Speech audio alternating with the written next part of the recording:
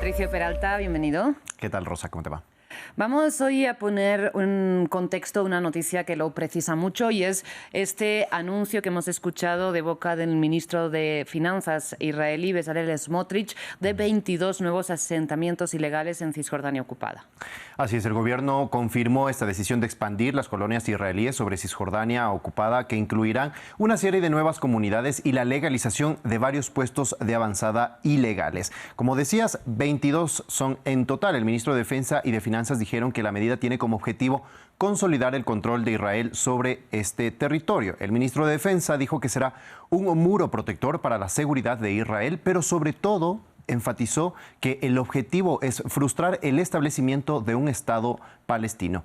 Veamos los 22 asentamientos aprobados por el gobierno de acuerdo a medios locales. 12 son asentamientos avanzados y granjas ilegales establecidos en los últimos años que ahora se legalizarán como asentamientos oficiales. 9 de ellos son asentamientos completamente nuevos que se están construyendo. Uno es un asentamiento existente, Nofei Prat, en el distrito de Jerusalén. La organización Peace Now, que monitorea los asentamientos israelíes, señala que es la medida más extensa de este tipo desde los acuerdos de Oslo en 1990. Como ejemplo, señala a 2 asentamientos al oeste de Ramallah, Atarot Eter y Beit Oron Norte. Estos se encuentran fuera de la valla de separación construida por Israel, es decir, continúan ganando más espacio en territorio palestino. Además, regresan 2 antiguos asentamientos que fueron evacuados en 2005, Homesh y Sanur. Desde la formación del gobierno de Benjamin Netanyahu en 2022 se han establecido 49 nuevos asentamientos oficiales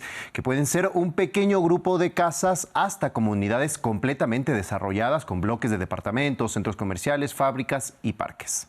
Y Patricio, señalabas que sería la mayor expansión desde los acuerdos de Oslo. Precisamente revisemos cómo ha sido esta ocupación israelí en los últimos años. Así es, el conflicto histórico israelí-palestino tuvo un intento de solución definitivo con la iniciativa de Ginebra, que no fue la única, pero tuvo cierto impacto y que buscaba lo que acuerdos anteriores también lo intentaron, pero fracasaron. Y precisamente delimitaba esta primera línea azul con la que delimita Cisjordania y la Franja de Gaza como territorios palestinos para encontrar esta solución de 2 estados, Israel y Palestina. También con la Franja de Gaza como parte de este estado, ¿no? Ahora, el armisticio de 1949, que puso fin a la guerra entre Israel y sus vecinos árabes, se instauró la conocida Línea Verde, que sirvió para delimitar de facto el territorio de Israel de los territorios palestinos. No se considera una frontera oficial, pero limitaba cuál era el territorio de cada uno, ¿no? También limitando con la Franja de Gaza. Sin embargo, para 1967, Cisjordania se convirtió en un territorio ocupado por Israel y desde entonces impulsa Israel su colonización a través de asentamientos ilegales. Otra línea que delimita Cisjordania es la valla de separación que les comentaba, que inició su construcción en 2002. Un factor clave para determinar el trazado fue la ubicación de los asentamientos israelíes que ya existían en ese momento. Este problema de los asentamientos se intentó resolver justamente con los acuerdos de Oslo en la década de 1990. Cuando se firma el primero, en 1993, había unos 110,000 colonos israelíes y unos 140,000 en Jerusalén Este.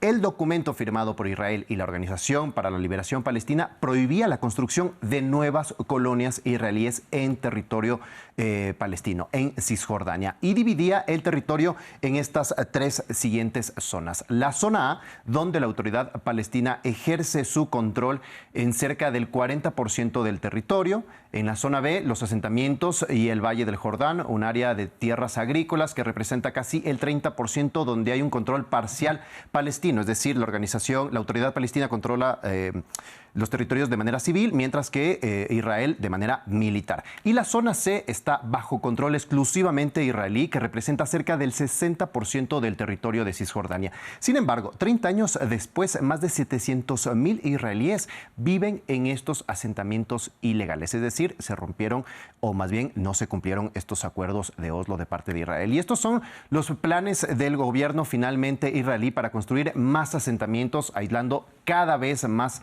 a los palestinos de las tierras que ellos tenían antes. Y esta colonización está condenada, ¿no?, por organismos internacionales, incluso varios países, la Unión Europea, también Estados Unidos, en la anterior administración impusieron sanciones contra colonos relacionados con episodios de violencia, ¿no?, contra los palestinos. Así es. Donald Trump, por ejemplo, levantó estas sanciones contra los colonos. Es una de las primeras acciones que hizo al iniciar este segundo periodo. Y con lo referente a ciertos organismos con respecto a estos asentamientos, el máximo tribunal de Naciones Unidas dijo que la presencia de Israel en los territorios palestinos ocupados es ilegal y pidió que termine y que se detenga de inmediato la construcción de asentamientos, y dijo que no tenía derecho a la soberanía sobre dichos territorios. Los jueces señalaron una amplia lista de políticas que violaban el derecho internacional: la expansión de los asentamientos, el uso de los recursos naturales de esas zonas, la anexión e imposición de un control permanente sobre tierras y políticas discriminatorias contra los palestinos. Muchos de estos asentamientos están ubicados cerca de centros de población palestina, lo que ha generado tensiones y violencia de parte de los colonos israelíes, y se ha intensificado, sobre todo desde que estalló la guerra en Gaza en octubre de 2023. Se han registrado al menos 1.860 incidentes violentos por parte de colonos en la Cisjordania ocupada, un promedio de 4 al día, según datos de la Oficina de la ONU para Asuntos Humanitarios, OCHA.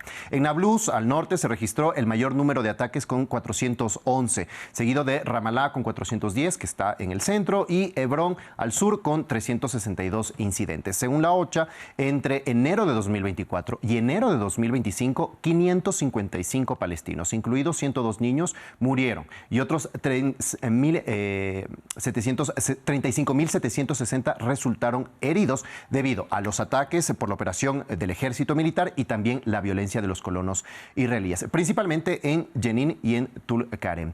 Escuchemos algunos de los testimonios de los palestinos luego de estos ataques. Abrimos la puerta y nos sorprendió ver una gran cantidad de colonos y nadie más. Quemaron autos y casas y dañaron el vecindario.